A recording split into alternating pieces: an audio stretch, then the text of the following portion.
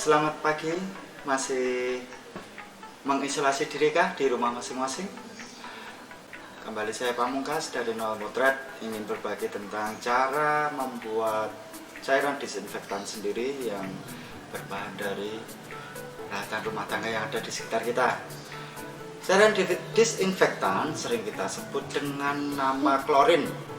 Klorin adalah bahan kimia yang penting dalam pemurnian air, dalam disinfektan, dalam pemutih, dan gas mustat.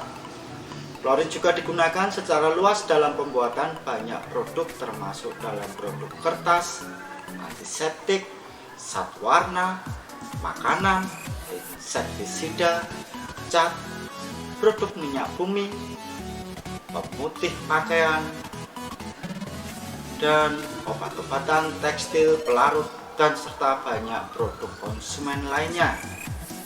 Nah, berdasarkan anjuran WHO bahwa bahan-bahan yang dapat digunakan sebagai disinfektan adalah etanol dan hipoklorit atau pemutih. Nah, ini sering kita temukan di rumah ya, di sekitar kita.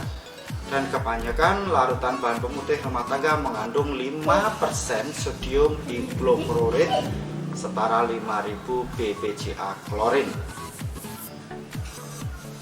Bahan aktif yang ada di cairan pemutih ini yaitu sodium hipoklorit yang memiliki beragam fungsi, antara lain efektif membunuh bakteri, jamur, dan virus, juga termasuk virus influenza. Nah, kita hari ini akan belajar membuat cairan disinfektan. Selain menggunakan pemutih pakaian, kita juga bisa menggunakan pembersih lantai. Ini juga bisa digunakan, tapi ada side effect atau efek negatifnya, yaitu akan mengeluarkan bau yang tidak sedap.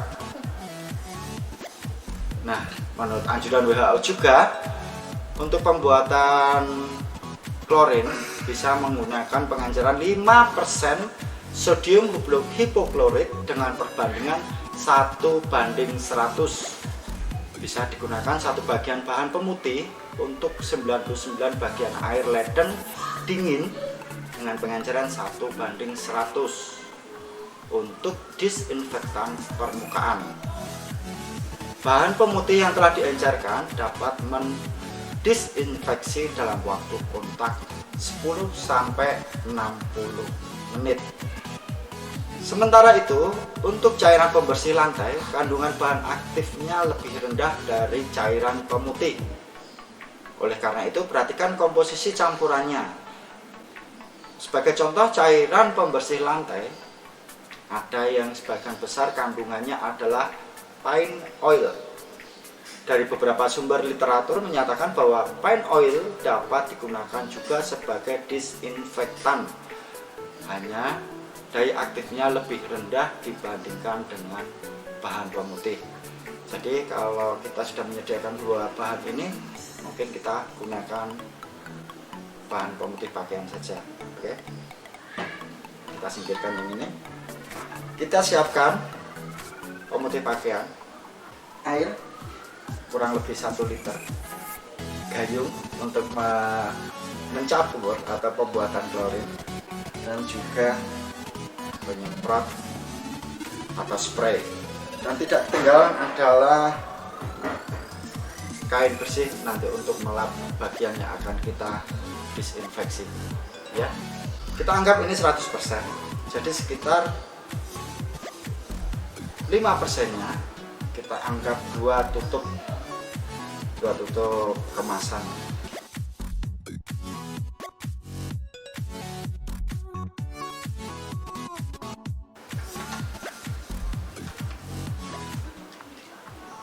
Lalu kita campurkan airnya.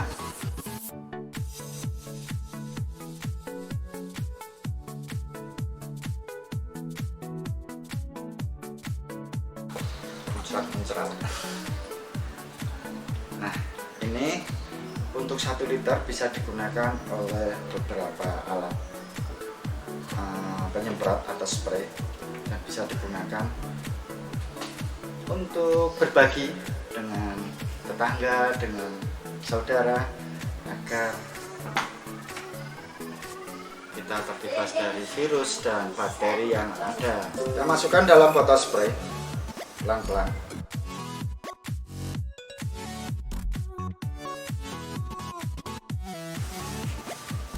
Takut tumpah.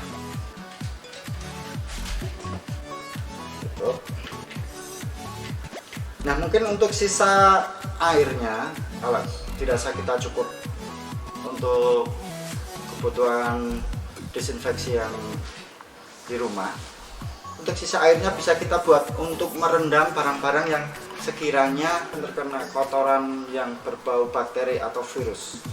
Kita bisa rendam di situ dan pastinya virus akan mati. Apa yang harus kita bersihkan yaitu benda-benda yang sering kita pegang, menggunakan telapak tangan, karena secara tidak langsung telapak tangan kita ini adalah salah satu sarana untuk mentransfer virus ataupun bakteri yang ada di sekitar kita. Misalkan sebagai contoh, kita habis dari kendaraan umum, kita pegang kursi kendaraan umum dan ternyata kursi itu ada virusnya, dan otomatis virus itu akan menempel di tangan kita. Begitu kita memegang barang yang ada di rumah, secara langsung dan tidak langsung virus itu akan menempel di peralatan yang kita pegang. Nah, jadi kita harus bersihkan ya. Yuk, kita bersihkan.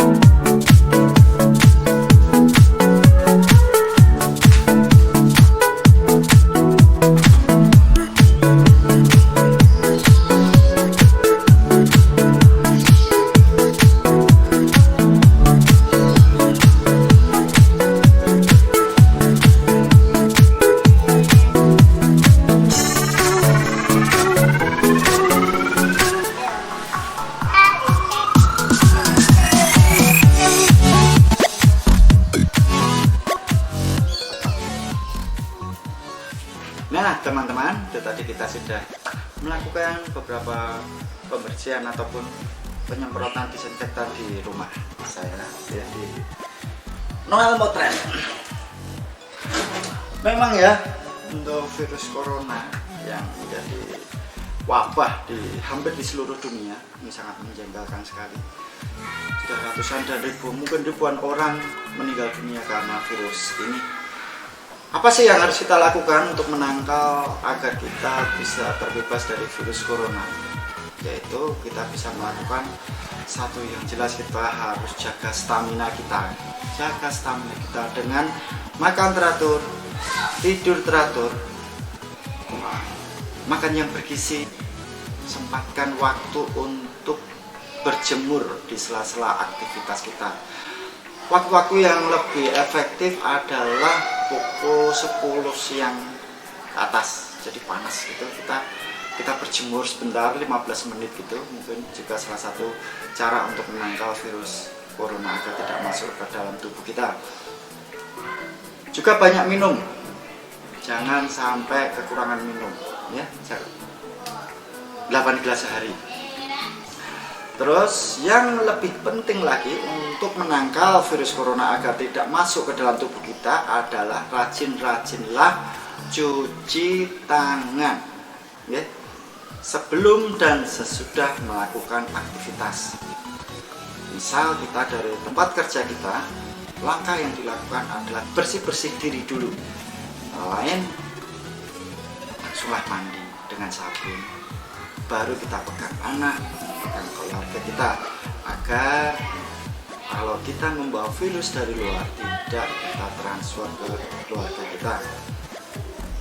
Nah, selain cara membuat disinfektan sendiri, saya ingin juga berbagi tentang bagaimana sih cara mencuci tangan yang benar.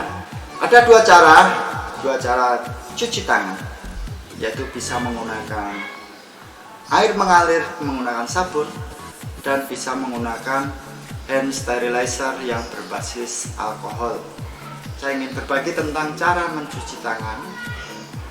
Apabila kita menggunakan sabun kemasan botol ataupun hand sanitizer yang kemasan botol yang kita pencet itu, jangan gunakan telapak tangan kita yang bagian dalam, karena telapak ini sering kita gunakan untuk memegang barang-barang di sekitar kita. Misalnya kita habis pegang pencet lift atau gagang pintu atau barang-barang lain yang ada di sekitar aktivitas kita yang mungkin mengandung virus atau bakteri yang merugikan kesehatan kita. Ya.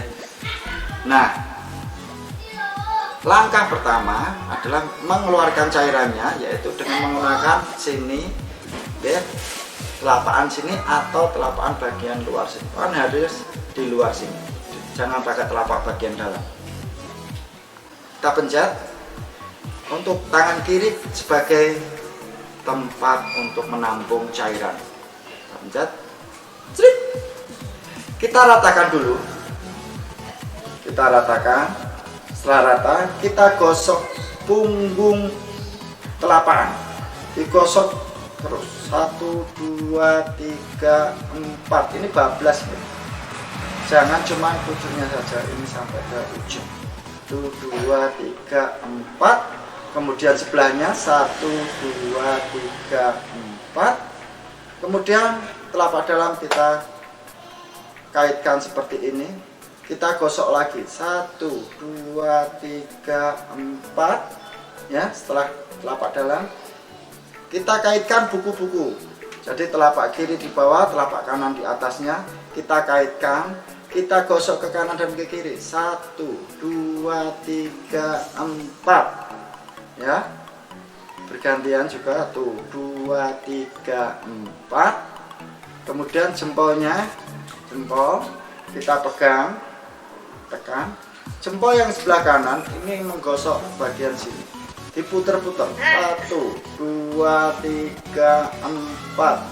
Bergantian 1, 2, 3, 4. Nah, setelah itu semua jari dikumpulkan jadi satu seperti ini. Telapakan kita yang satunya kita buat menggosok, digosok sesuai arah ibu jari. 1, 2, 3, 4. Gantian 1, 2, 3, 4. Nah, kalau kalian menerapkan langkah-langkah cuci tangan tersebut, dijamin tanganmu bersih dari virus dan bakteri yang menempel di tangan kita. Selamat mencoba. Jangan lupa share, like, komen, dan subscribe. See you.